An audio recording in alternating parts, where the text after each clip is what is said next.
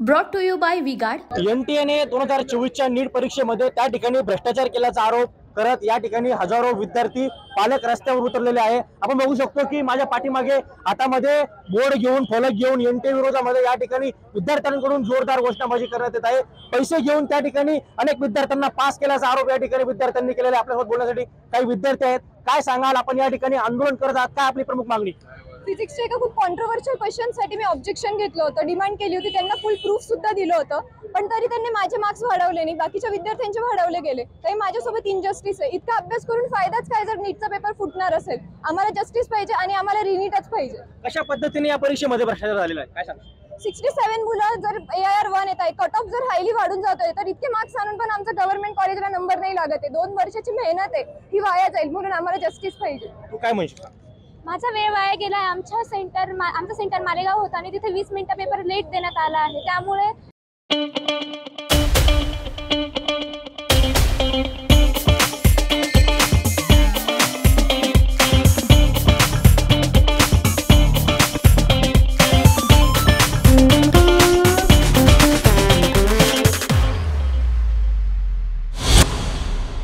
बाकीच्या सेंटरलाही वेळ जास्त भेटला व ग्रेस मार्क्स भेटले व मला भेटले नाही, तर आम्हाला आमच्यासोबत इनजस्टिस झालं, रिनीट व्हायला हवी।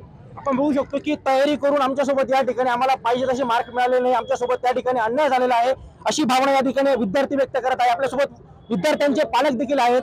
काय सांगाल, या ठिकाणी काय आपली भावना आहे? सर, ही परीक्षा परत व्हायला पाहिजे। हा सर्व मुलांवर अन्याय आहे। मुलं 18 तास 20 तास अभ्यास करून जर त्यांना काहीच होत नसेल तर काय उपयोग आहे?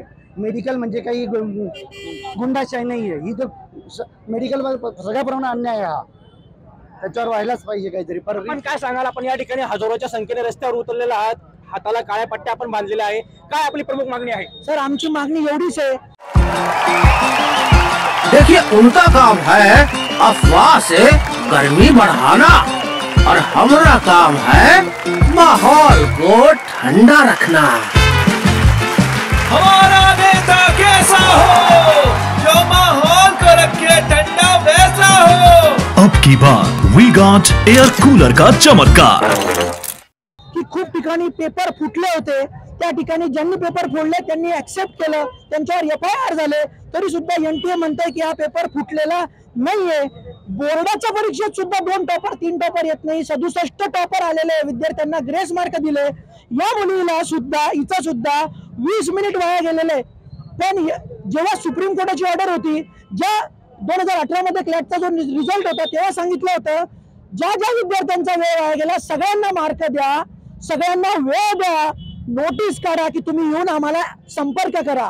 एनटीएने ते कुठलाही प्रोटोकॉल फॉलो केलेला नाहीये। त्या सुप्रीम कोर्टाच्या 2018च्या आदेशाचा कायदेशीररित्या गैरवापर केलेला आहे।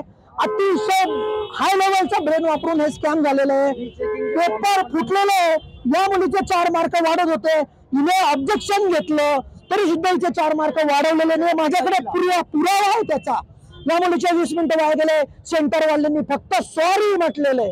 काय मागणी असणार प्रमुख? काय मागणी? आमची प्रमुख मागणी एवढीच आहे की हा एक खूप मोठा स्कॅम आहे, याची CBI चौकशी व्हावी। चौकशी होईल तेव्हा होईल, पण या गरीब हुशार विद्यार्थ्यांसाठी परीक्षा परत घ्या, नाहीतर हे विद्यार्थी यांचा या व्यवस्थेवरचा विश्वास उडून जाईल। अरे उद्याचे डॉक्टर आहे, गरीब विद्यार्थी आहे, दिवस रात्र मेहनत करता, एकीकडे न्यूज येत आहे 50 लाख भरा तुम्हाला मार्क वाढवून देऊ, याची सुद्धा चौकशी व्हायला पाहिजे। 720 पैकी 720 वर 67 मुलं येत आहे, 718 मार्क भेटत नाही, केही मार्क वाटून दिले, ही सगळी सिस्टीमच चुकीची आहे। सगळे प्रोटोकॉल तोडले, एनटीए ही हुकुमशाही राबवते।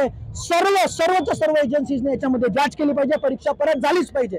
एनटीए या ठिकाणी हुकुमशाही राबवत आहे। एनटीएने या ठिकाणी हजारो विद्यार्थ्यांवर अन्याय केलेला आहे, CBI याची चौकशी झाली पाहिजे अशी मागणी या ठिकाणी पालक तसे विद्यार्थी करू लागलेले आहे। ज्याकडे सरकार कशा पद्धतीने आता हे प्रकरण हाताळते हे देखील पाहणं तितकंच महत्त्वाचं ठरणार आहे। Hemchand Kumar, TV9 Marathi, Chalisgaon, Jalgaon. Brought to you by V-Guard.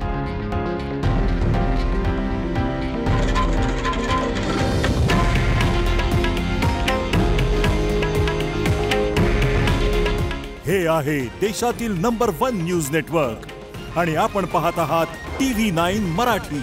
काळजी तुमची, हित महाराष्ट्राचं।